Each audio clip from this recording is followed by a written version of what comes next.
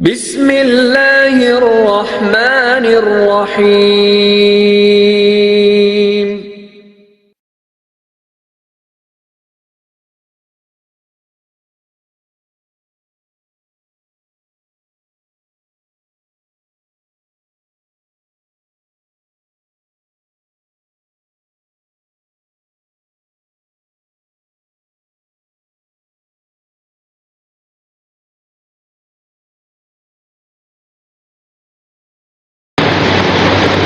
اعوذ باللہ من الشیطان الرجیم، بسم اللہ الرحمن الرحیم۔ ولا تکونوا کالذین نسوا اللہ فانساہم انفسہم اولئک هم الفاسقون۔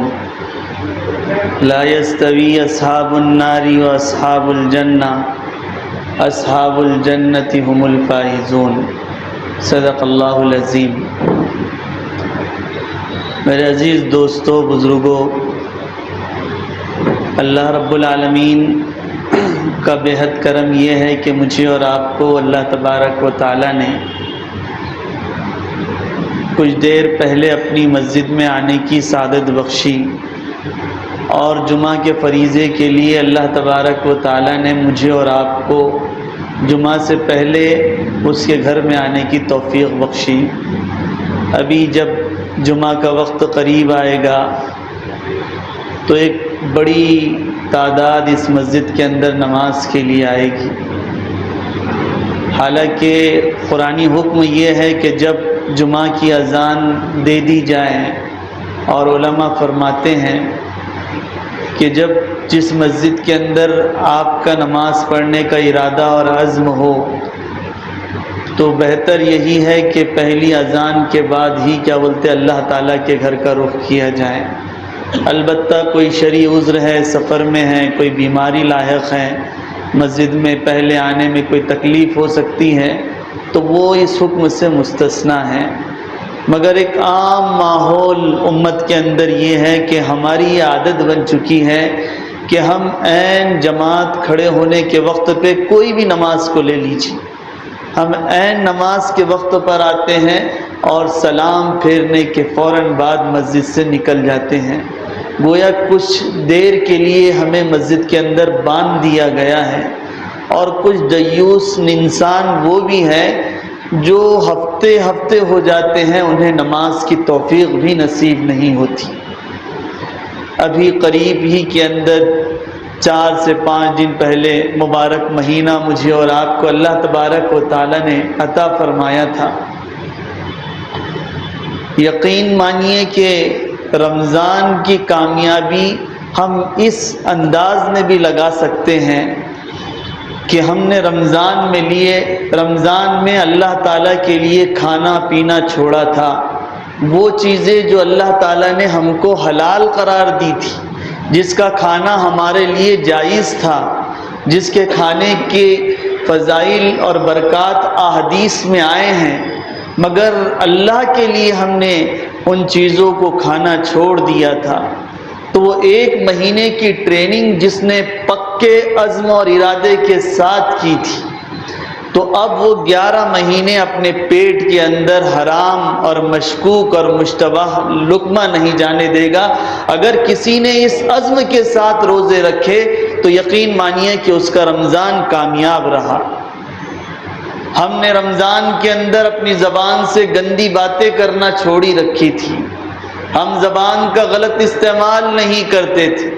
ہم کوئی ایسی بات نہیں کرتے تھے جس سے ہمارے روزے پر کوئی اثر واقع ہو۔ اگر اب رمضان جانے کے بعد اگر کوئی بندہ مومن اپنی زبان سے بے حیائی کو، لغویات کو، برے کام کو اپنی زبان سے اگر بولنا چھوڑ دیتا ہے تو یقین مانیے کہ اس کا رمضان کامیاب رہا۔ اگر کسی نے اس رمضان کے اندر اپنی آنکھوں کا غلط استعمال نہیں کیا تو اب وہ 11 مہینے اگر اس کی آنکھ اچھی چیزوں کو دیکھ رہی ہے تو یقین مانیے کہ اس کا رمضان کامیاب رہا۔ آپ کی بیوی جو آپ نے نکاح کر اپنے لیے اس کو منتخب کیا، اور اللہ تبارک و تعالیٰ اور اس کے رسول کی بتائے ہوئے قوانین کے مطابق اپنے گھر لائیں، رمضان کے اس مناسب موقع سے آپ نے اس سے ملاقات کرنے کو روکے رکھا بلکہ حرام سمجھا، اس لیے کہ آپ کا روزہ کہیں فاسد اور ٹوٹ نہ جائے۔ آپ نے اگر اس عزم کے ساتھ اپنی بیوی سے روکے رہیں اور اب رمضان کے بعد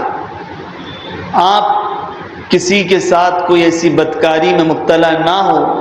اور آپ سے کوئی ایسا گناہ سرزد نہ ہو جائے جسے زنا کہا جاتا ہے، آنکھوں کا زنا، کانوں کا زنا، ہاتھ کا زنا، زبان کا زنا اور تصدیق بالزنا یعنی شرمگاہوں کا ملنا، ان تمام چیزوں سے آپ نے رکنے کا ارادہ رکھ لیا ہے تو آپ کا رمضان کامیاب رہا۔ مگر رمضان کا مہینہ تو گزر گیا، مگر آنکھیں گندہ دیکھ رہی ہیں، زبان گندہ بول رہے ہیں، پیٹ میں گندے لقمے جا رہے ہیں، دوسروں کی بیٹیوں پر، بہنوں پر ہماری نظریں اٹھ رہی ہیں۔ اس کا مطلب یہ ہے کہ جو وعید جناب نبی اکرم صلی اللہ علیہ وسلم کو جبرائیل کے ذریعے سنائی گئی تھی کہ وہ آدمی ہلاک و برباد ہو جائے جو رمضان کا موقع پائے مگر رمضان کا موقع پانے کے باوجود بھی اپنی بخشش نہ کروائے، ایسا آدمی ہلاک و برباد ہو جائے، تو اس زمرے کے اندر میں اور آپ بھی شامل ہیں۔ تو میرے عزیز دوستو، یہ رمضان کا مہینہ مجھے آپ کو اس بات کی ٹریننگ دے کر گیا ہے کہ اب ہم پورے مکمل اسلام کے اندر داخل ہو جائیں۔ یا ایھا الذین آمنوا ادخلوا فی السلم کافہ ولا تتبعوا خطوات الشیطان انہ لکم عدو مبین، کہ ہم نے جب اللہ تبارک و تعالیٰ کے لیے رمضان گزارا، اس کے لیے بھوکے رہیں، اس کے لیے آنکھوں کو نیچا رکھا، اپنی زبان سے گندی باتیں نہیں کی اور لمبی لمبی نمازیں فرائض کے علاوہ دوسری نمازیں بھی ہم نے نمازوں کا اہتمام کیا، تو ہم کم از کم 11 مہینے فرائض کا تو بھی ہم اہتمام کریں۔ اگر کسی نے اس عزم کے ساتھ رمضان گزارا اور اس کے بعد اسے اس کام کی توفیق ہو رہی ہے، گویا اس کا رمضان اللہ تبارک و تعالیٰ کے پاس قابل قبول ہے اور یہ اس کی نجات اور بخشش کے لیے کافی ہے۔ اگر کسی نے رمضان کا مہینہ پایا مگر یہ اپنی گندی چیزیں چھوڑنے کے لیے تیار نہیں ہوا، وہ بری عادتیں اور برے کھانے چھوڑنے کے لیے تیار نہیں ہوا، تو اسے خود اپنا احتساب کرنا چاہیے کہ ہو سکتا ہے کہ میرا رمضان اللہ کو قبول نہیں ہوا۔ اور ایسے مردود انسانوں کی وجہ سے، ایسے دیوسوں کی وجہ سے اسلام کو بہت اندرونی بھی نقصان پہنچتا ہے اور ایسے لوگ اسلام سے بیزار نظر آتے ہیں، کیونکہ بڑا قول ہے، یہ حدیث ہے، اعمالکم اموالکم، کہ تم جیسے عمل کرو گے تم پر اللہ تبارک و تعالیٰ کے فیصلے بھی ویسے مسلط ہوں گے۔ اس میں سے ایک فیصلہ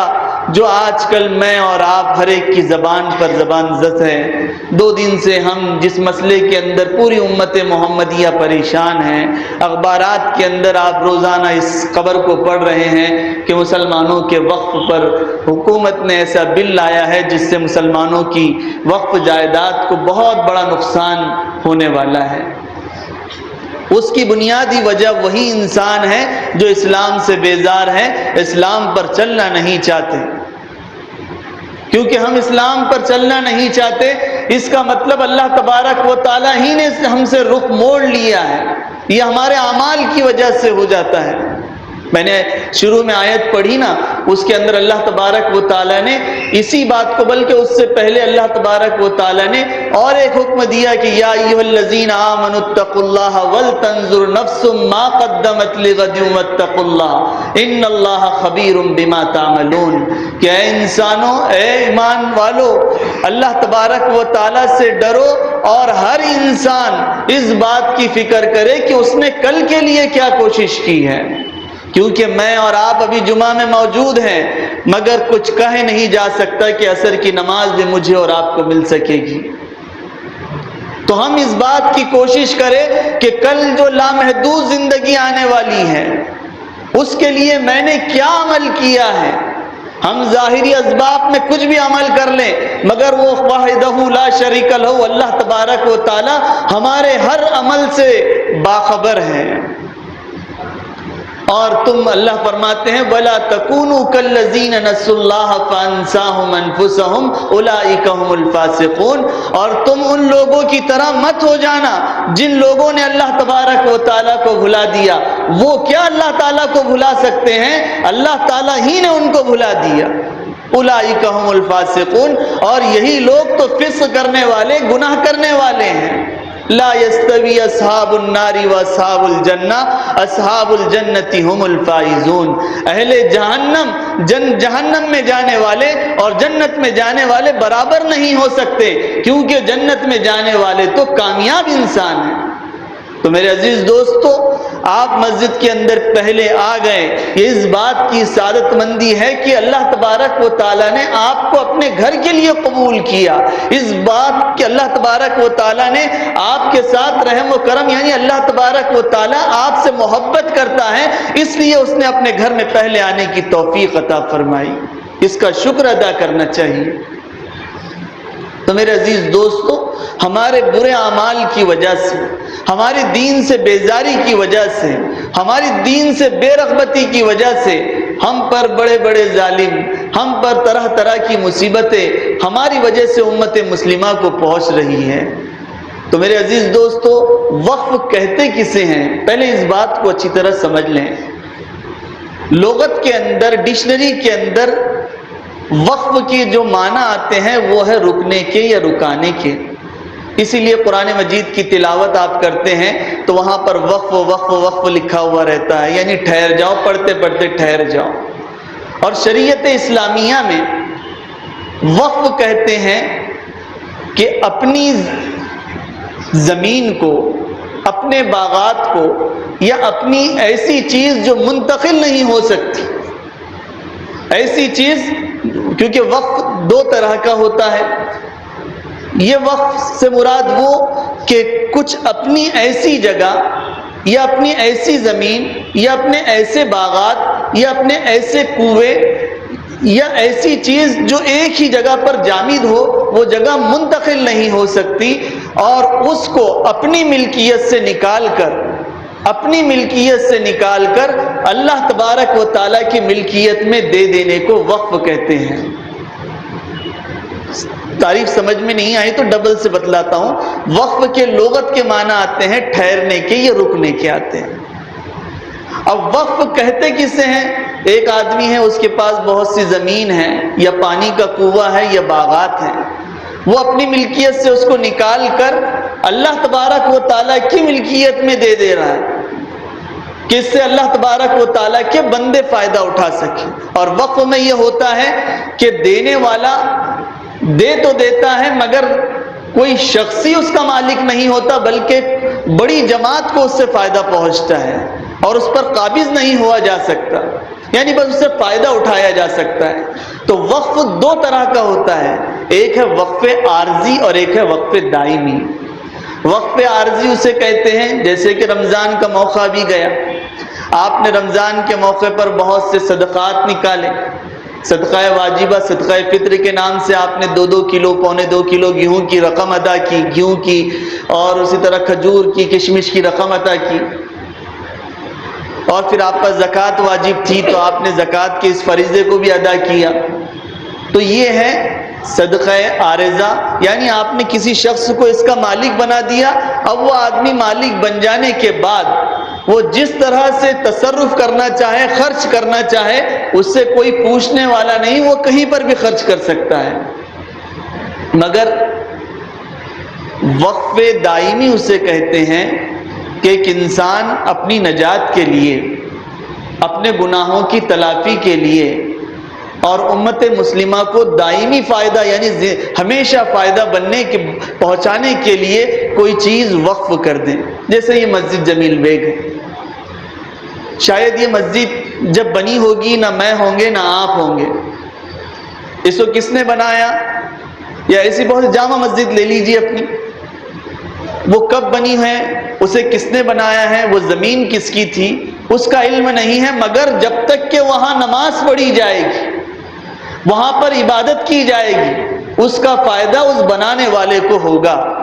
جس کو حدیث مبارکہ میں آپ صلی اللہ علیہ وسلم نے فرمایا، حضرت ابو ہریرہ رضی اللہ تعالیٰ عنہ اس حدیث کے راوی ہے، اذا مات الانسان انقطع عمله الا من ثلاث او صدقۃ جاریہ او علم ينتفع به او ولد صالح، کہ انسان جب دنیا سے مر جاتا ہے، جب انسان دنیا سے مر جاتا ہے تو اس کے سب اعمال منقطع کر دیے جاتے ہیں، مگر کچھ اعمال ایسے ہیں جس کا ثواب انسان کو مسلسل ملتا رہتا ہے۔ اس میں ایک تو ہے ولد صالح، اس نے اولاد کی اچھی تربیت کر دی، اولاد جب تک کہ رہے گی اس کا ثواب اچھے کام کرتے رہے گی، اس مرنے والے کو اس کا ثواب ملتا رہے گا۔ ایک انسان اس نے اچھا علم سیکھا اور اس نے کئی طلباؤں کو اپنا وہ علم سکھا دیا، جب تک کہ وہ اس کا علم نافع باقی رہے گا تو اس کا ثواب اس کو ملتا رہے گا۔ او صدقۃ جاریہ، صدقہ جاریہ یعنی اس نے مسافر خانہ بنا دیا، مسجد تعمیر کر دی، کنواں کھود دیا، لوگوں کے لیے کچھ ایسا انتظام کر دیا، کھانے پینے کا انتظام کے لیے کوئی ہال بنا کر دے دیا، تو جب تک کہ لوگ اس سے فائدہ اٹھاتے رہیں گے اس مرنے والے کو اس کا ثواب ملتا رہے گا۔ تو اسے کہتے ہیں وقف دائمی، یعنی مسلسل ملنے والا ثواب۔ اب وقف کسی بھی چیز کو اگر کرنا ہے تو ایسے انسان کا پہلے تو عقل مند ہونا ضروری ہے، بالغ ہونا ضروری ہے۔ ایسے انسان جو وقف کر رہا ہے، وہ جو جگہ وقف کر رہا ہے یا جو باغ وقف کر رہا ہے، وہ تمام حالات سے وہ جگہ پاک ہونی چاہیے، یعنی وہاں پر کوئی لڑائی جھگڑے کا معاملہ نہ ہو، وہاں پر کوئی دوسرا آدمی یہ نہ کہے کہ یہ جگہ میری ہے، یعنی خالص وہ آدمی کی جگہ ہو، کسی دوسرے کا اس پر ٹکراؤ نہ ہو۔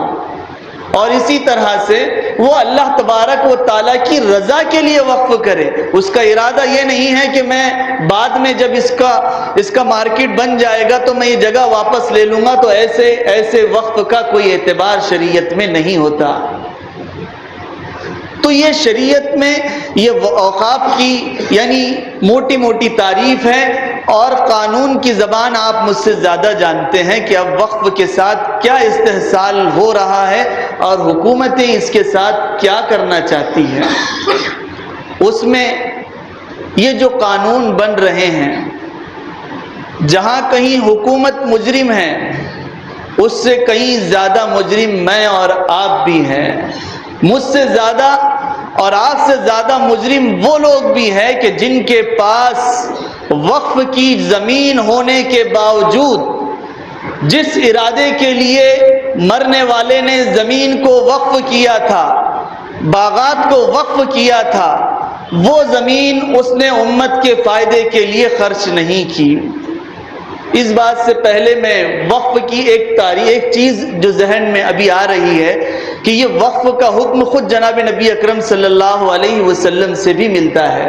آپ صلی اللہ علیہ وسلم نے اپنی حیات طیبہ کے اندر 7 باغات مدینہ کے ایسے غریب اور مفلس اور پریشان مسلمان جن کے پاس کھانے پینے کے لیے کچھ نہیں تھا، آپ صلی اللہ علیہ وسلم نے یہودی سے لے کر 7 باغات مسلمانوں کے لیے وقف کیا تھا، جس سے مسلمان اس کی باغات سے آمدنی ہوتی تھی اور اس سے امت کے جو غریب مسلمان مدینہ میں موجود تھے ان کو فائدہ ہوتا تھا۔ پھر اسی طرح سے خیبر کی جنگ ہوئی 7 ہجری کے اندر، اور آپ صلی اللہ علیہ وسلم کو اور مسلمانوں کو بہت بڑی فتح ہوئی۔ یہ وہ فتح تھی کہ اب یہاں سے مسلمانوں کی مالی پوزیشن بہت مضبوط اور مستحکم ہو گئی۔ اس جنگ کے اندر حضرت عمر ابن خطاب رضی اللہ تعالیٰ عنہ کو ایک بہت بڑی زمین مال غنیمت میں ملی۔ آپ کی خدمت میں وہ آئے اور آپ صلی اللہ علیہ وسلم سے عرض کیا کہ اللہ کے رسول، یہ زمین میں چاہتا ہوں کہ کسی فلاحی کام کے لیے دے دوں۔ آپ صلی اللہ علیہ وسلم نے اسے وقف کرنے کا حکم دیا اور کہا کہ اس میں کھیتی باڑی کرو، اور اس سے جو کچھ منفعت آئے گی وہاں یہ امت کے مسلمانوں کے لیے اور اسلام قبول کرنے والوں کے لیے اس پر مال صرف ہوگا۔ پھر حضرت عثمان رضی اللہ تعالیٰ عنہ کے بارے میں بھی ایک واقعہ ملتا ہے کہ مدینہ کے اندر ایک زمانے میں بہت زیادہ قحط پانی کا تھا، پانی نہیں ملتا تھا، میٹھا پانی پینے کے لیے نہیں ملتا تھا۔ آپ صلی اللہ علیہ وسلم کے پاس صحابہ آ کر ذکر کرنے لگے کہ اللہ کے رسول آپ پانی کا کچھ انتظام کروا دیں۔ آپ صلی اللہ علیہ وسلم ایک مرتبہ خطبہ دینے لگے اور خطبہ دیتے دیتے آپ صلی اللہ علیہ وسلم نے فرمایا، کون ہے جو جنت کے اندر بڑی جنت حاصل کرنا چاہتا ہے؟ بڑے فضائل آپ صلی اللہ علیہ وسلم نے بیان کی۔ آپ نے، حضرت عثمان موجود تھے، آپ نے جا کر اس یہودی کا کنواں تھا، یہودی سے بات کی اور کہا کہ یہ کنواں مجھے فروخت کر دیں، تو اس نے کہا کہ میں کنواں فروخت نہیں کرتا ہوں۔ پھر ایک شرط پر یہ بات طے ہوئی کہ میں آدھا کنواں آپ کو بیچنے کے لیے تیار ہوں۔ اس زمانے میں 16,000 درہم و دینار کے اندر وہ کنواں، آدھا کنواں بیچا گیا۔ کنویں کی ترتیب یہ ہوتی تھی کہ ایک دن حضرت عثمان کی باری رہتی کنویں کے اوپر پانی حاصل کرنے کی، ایک دن وہ یہودی کی ہوتی۔ یہودی کی جب باری آتی تو وہ بہت مہنگا پانی بیچتا تھا، اور جب حضرت عثمان کی باری آتی، حضرت عثمان اس پانی کو سب کے لیے فری کر دیتے تھے کہ کوئی بھی آ کر یہاں سے پانی حاصل کرے۔ اس میں مسلمان، غیر مسلم، یہودی اور عیسائی سب آ کر پانی حاصل کرتے تھے۔ ایسا ہونے لگا کہ جب یہودی کی باری آنے لگی تو اس وقت پانی حاصل کرنے کے لیے کوئی نہیں آتا، حضرت عثمان کی باری پر سب فری میں پانی لے کر چلے جاتے۔ پھر وہ مجبور ہو کر اس نے اور 1600 درہم دیے، اور پھر یہ کنواں حضرت عثمان نے اس زمانے میں 35 یا 36,000 درہم و دینار کے اندر اس کنویں کو خرید کر مسلمانوں کے لیے وقف کر دیا۔ تو یہ وقف کی تعریف ہے اور یہ واقعات ہے۔ پھر اس کے بعد سے یہ سلسلہ چلتا رہا۔ حضرت زبیر ابن عوام کے بارے میں بھی آتا ہے کہ آپ نے ایک بڑی زمین بیواؤں کے لیے، مطلقہ کے لیے، خلا شدہ خواتین کے لیے وقف کر دی کہ وہ وہاں پر رہ کر اپنا گزر بسر کرے۔ مگر امت مسلمہ کو جب وقف کی زمینیں ملنے لگی، امت کے افراد کو جب وقف کی زمینیں ملنے لگی تو امت کے مالداروں نے اسے اپنی جاگیر سمجھ رکھا، اور کئی مسلمان ایسے ہیں ملک کے اندر جو وقف کی زمین کو ہڑپ کر بیٹھے ہیں، اور کئی مسلمان ایسے ہیں جن کے لیے گھر چھپانے کے لیے چھت موجود نہیں ہے۔ وہ مسلمان، کئی مسلمان ایسے ہیں جو حج اور عمرے پر جا رہے ہیں وقف کی ہڑپ کی ہوئی زمین پر، اور کچھ مسلمان ایسے ہیں جن کو جمیل بیگ میں آ کر کھانا حاصل کرنا پڑ رہا ہے، بلکہ کچھ لوگوں کو یہاں کا علم نہیں ہونے کی وجہ سے بھوکے سونا پڑ رہا ہے، اور مسلمان جنہوں نے وقف کی زمین ہڑپ کر رکھ لی ہے ان کو اس کا احساس بھی نہیں ہے۔ یہ بل ان کی ایک قسم کی ان غریب مسلمانوں کی بد دعا بھی ہے۔ میں اس پر اپنا موقف صاف بتلانا میں چاہتا ہوں کہ حکومت کے اس بل سے میں نہیں بلکہ امت مسلمہ کا تمام بڑا طبقہ اور تمام علماء اکرام اس بل کے خلاف میں ہیں، مگر یہ کچھ حقائق ہے جس کو چھپایا نہیں جا سکتا۔ یاد رکھیے کہ یہ اللہ کی، میں نے شروع میں تعریف کری، وقف کی تعریف کری کہ وقف اس چیز کو کہتے ہیں جس چیز کو بندہ اپنی ملکیت سے نکال کر اللہ تبارک و تعالیٰ کی ملکیت میں دے دیتا ہے، اس لیے کہ اسے عامت المسلمین کا فائدہ ہو، مگر کچھ مسلمانوں نے ہی اسے اپنی جاگیر سمجھ رکھا ہے، جس کی وجہ سے اللہ تبارک و تعالیٰ نے اس بل کو مسلمانوں کے خلاف میں فیصلہ کروا دیا۔ یہ بھی ایک طرح کی تعویل ہو سکتی ہے، کیونکہ آپ صلی اللہ علیہ وسلم کی ایک حدیث مجھ کو اس وقت یاد آ رہی ہے کہ آپ صلی اللہ علیہ وسلم نے فرمایا، ابو داؤد کی روایت ہے، آپ صلی اللہ علیہ وسلم نے فرمایا، دنیا کی گمراہ مذاہب، پورے گمراہ مذاہب تم پر ایسے ٹوٹ پڑیں گے جیسے بھوکے انسان کسی کھانے پر ٹوٹ پڑتے ہیں اور پیاسے انسان کسی پانی پر ٹوٹ پڑتے ہیں۔ اللہ کے رسول صلی اللہ علیہ وسلم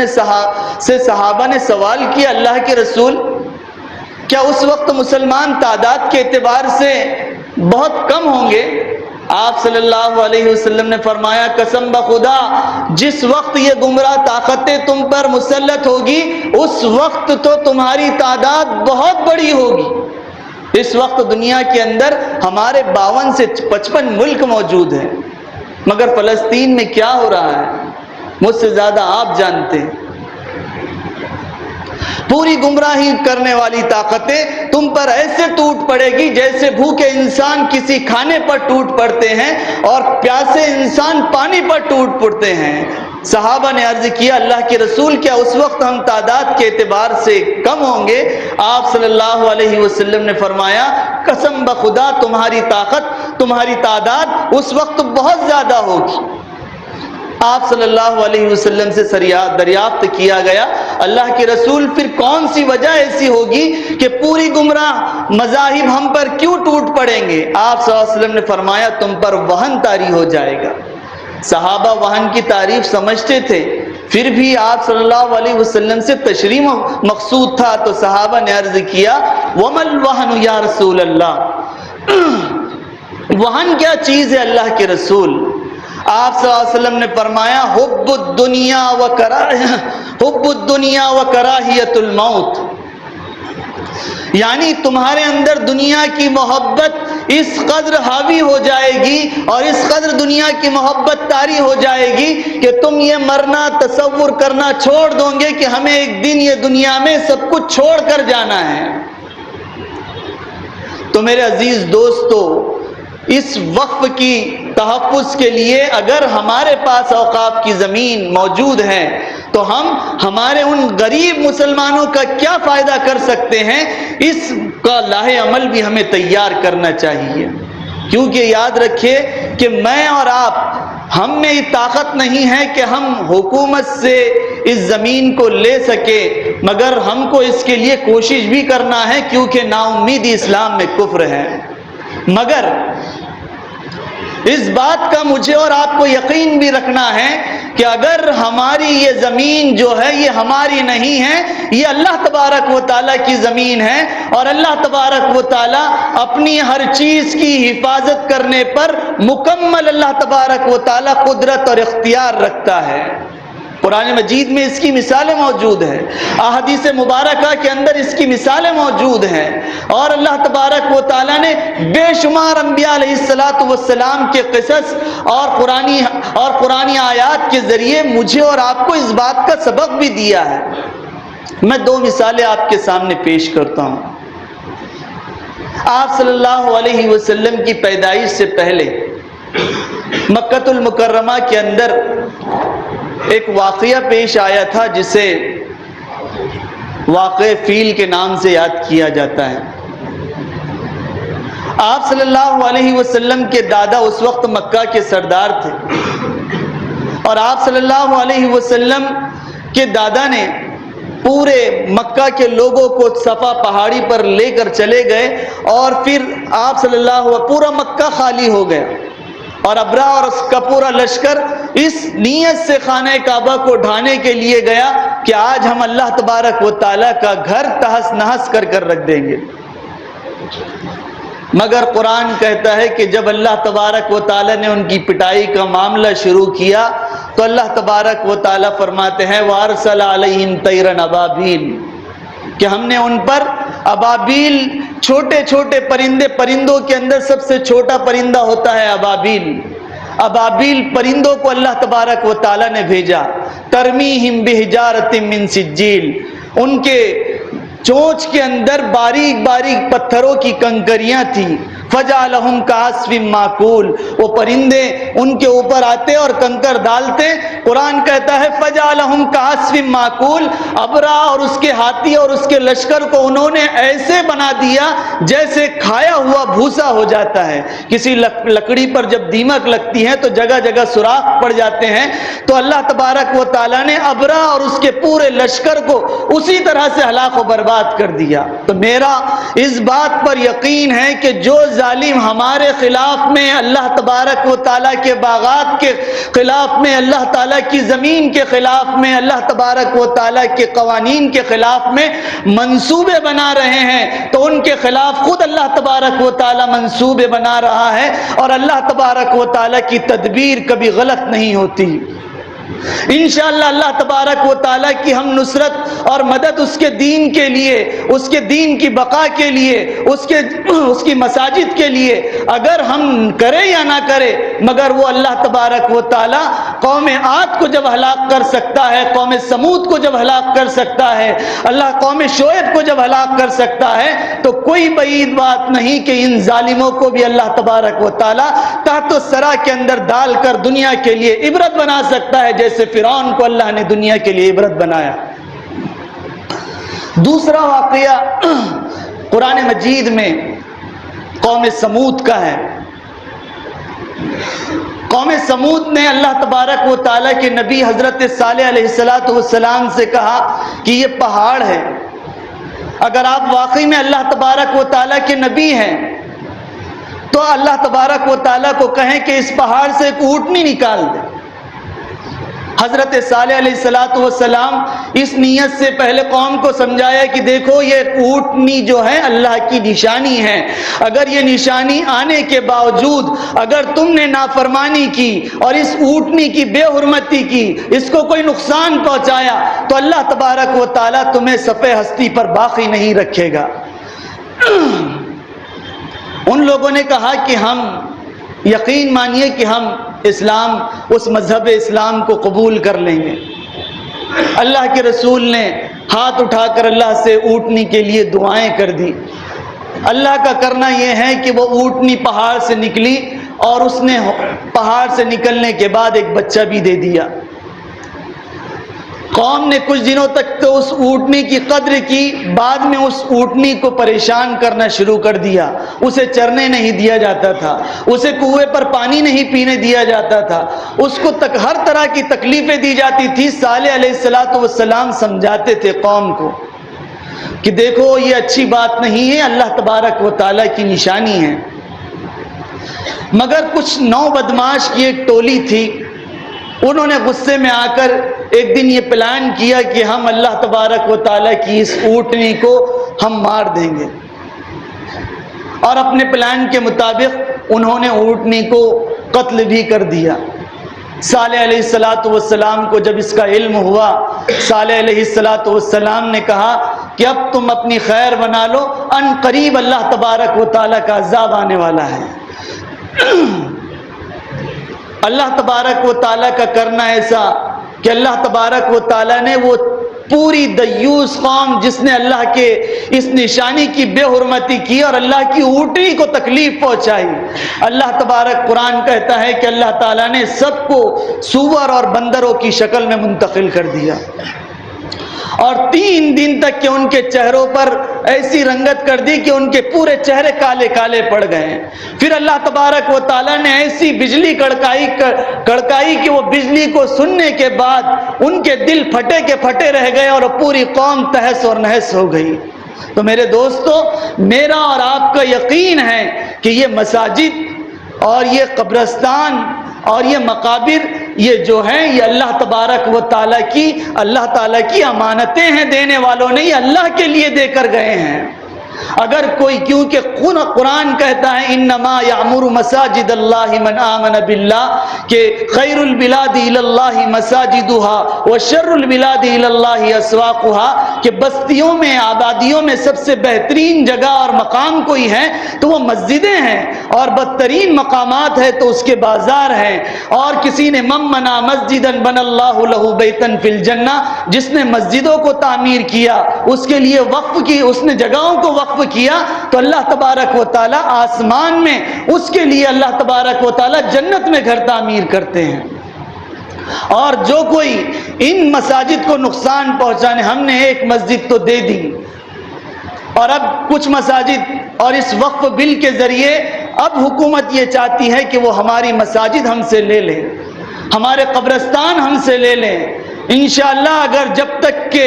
ہماری زندگیوں میں ہماری جان رہے گی ہم اس بات کا عہد کرتے ہیں کہ انشاءاللہ ہم سے اس اسلام کی بقا کے لیے اور ان مساجد کے تحفظ کے لیے اور ان مقابر کے تحفظ کے لیے اور ان قبرستانوں کے تحفظ کے لیے ہم سے جو کچھ بن پڑے گا ہم انشاءاللہ مسلم پرسنل لا بورڈ کی آواز پر ہم لبیک کہیں گے.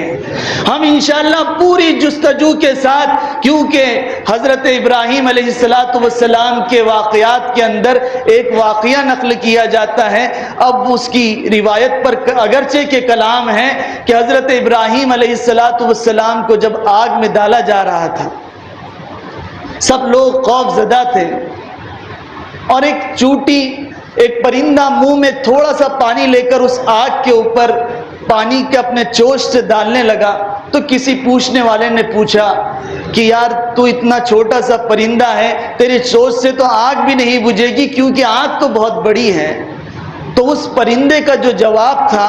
بس وہی جواب مجھے آپ کو سنانا ہے. اس نے کہا کہ جب کل قیامت کے اندر کاتب وحی موجود ہوگا اور وہ اللہ تبارک و تعالیٰ کے حضور میرا نامہ اعمال پیش کیا جائے گا تو مجھے اس بات کا فخر ہوگا کہ میں حضرت ابراہیم کو جلانے والے تماشائیوں کے اندر نہیں تھا، بلکہ اللہ نے مجھے جتنی بساط دی تھی، جتنی گنجائش دی تھی، میں نے اپنی بساط کے مطابق حضرت ابراہیم کی آگ کو بجھانے کی کوشش کی ہے. تو میرے عزیز دوستو، ہمارے اندر بھی جتنی طاقت ہے اور جتنی قوت ہے ہم اپنے اوقاف کو بچانے کی ہم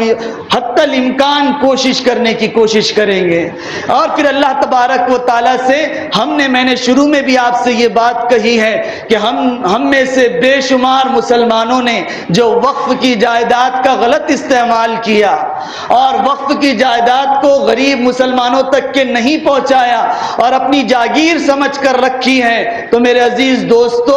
آپ سب سے پہلے اللہ تبارک و تعالیٰ کے حضور توبہ کرے کہ تمہاری اس دیوسیت کی وجہ سے، تمہارے اس وقت کے اس غلط استعمال کی وجہ سے یہ بل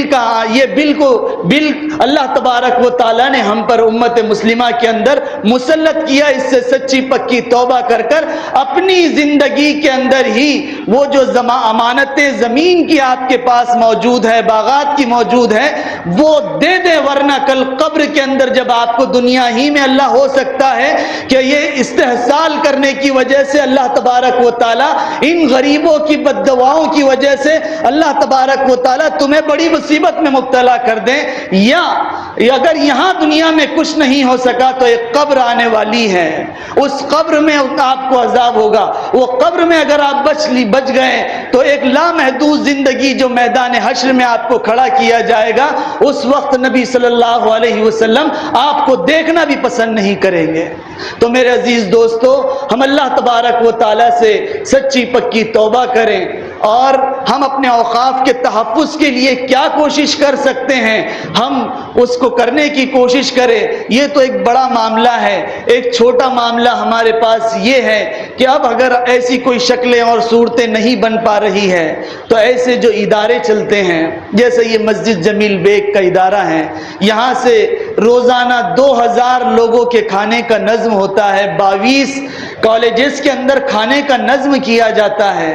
آپ نہیں چاہتے کہ آپ کے جیب سے نکلی ہوئی رقم سے کسی کا پیٹ بھرے، اور ہو سکتا ہے کہ آپ کے اس عمل کی وجہ سے اللہ تبارک و تعالیٰ آپ کی مغفرت کریں. تو آپ ان اداروں کو مستحکم کریں. یہ اتنا بڑا شہر ہونے کے باوجود اگر جمیل بیگ اور اس جیسی 2-4 تنظیمیں ہی اگر یہ خدمت انجام دے رہی ہیں تو یہ ہمارے لیے افسوس کی بات ہے. بلکہ ہمیں ہر جگہ اس طرح سے کوشش کرنا چاہیے کہ امت مسلم، میں جس شہر کے اندر رہتا ہوں، ایک اللہ تبارک و تعالیٰ جب مجھے پیٹ بھر کر کھلاتا ہے تو میں اس بات کی کوشش کروں کہ میرے اطراف میں رہنے والے بھی پیٹ بھر کر کھانا کھائیں. اس لیے میرے عزیز دوستو، ہم بڑھ چڑھ کر اس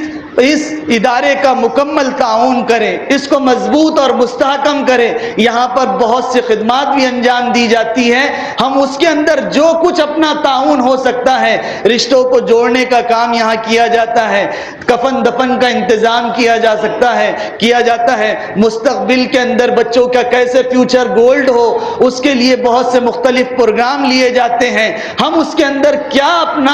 اپنا عملی طور پر، اپنا مالی طور پر کیا ہم مالی طور پر اس کا فائدہ پہنچا سکتے ہیں اور اپنی خدمت دے سکتے ہیں، اس کے لیے ہمیں کوشش کرنی چاہیے۔ اللہ تبارک و تعالیٰ سے دعا ہے کہ اللہ تبارک و تعالیٰ مجھے اور آپ کو جب تک کہ زندہ رکھے اسلام پر زندہ رکھے، موت کے وقت ایمان پر خاتمہ فرمائے۔ اللہ تبارک و تعالیٰ یہ جو رمضان کا مہینہ میرا اور آپ کا گزرا ہے، یہ میری اور آپ کی نجات کا ذریعہ اللہ تعالیٰ بنائے۔ ان میں جو کوتاہیاں مجھ سے اور آپ سے ہوئی ہیں، اللہ تبارک و تعالیٰ ان تمام کوتاہیوں کو، لغزشوں کو معاف فرمائے۔ اللہ تبارک و تعالیٰ ہمیں ید العلیٰ یعنی دینے والا ہاتھ بنائے۔ اللہ تعالیٰ ہمیں مانگنے والے ہاتھ سے اللہ تعالیٰ ہماری حفاظت فرمائے۔ اللہ جو چیزیں میرے اور آپ کے حق میں بہتر اور مفید ہو سکتی ہیں، اللہ تعالیٰ مجھے اور آپ کو عطا فرمائے، اور جو چیزیں میرے اور آپ کے حق میں مضر ہو سکتی ہیں اس کا وہم و گمان اللہ تعالیٰ میرے اور آپ کے ذہن سے نکال دے، اور ان کی تمام چیزوں سے اللہ مجھے اور آپ کو اللہ تبارک و تعالیٰ نصرت اور مدد فرمائے۔ اسی کے ساتھ ساتھ مسلم پرسنل لا بورڈ کا ایک لیٹر ابھی آدھے گھنٹے پہلے اور جاری ہوا، اس کے اندر یہ خواہش کی گئی کہ اگر یہ بل حکومت پارلیمنٹ اور راجیہ سبھا سے پاس بھی کر لیں تو ہم انشاءاللہ اس بل کی مکمل طور پر ہم مخالفت کرتے ہیں۔ تو آپ اس بات کے لیے تیار ہیں کہ آپ اس بل کے مخالف کے اندر موجود ہیں؟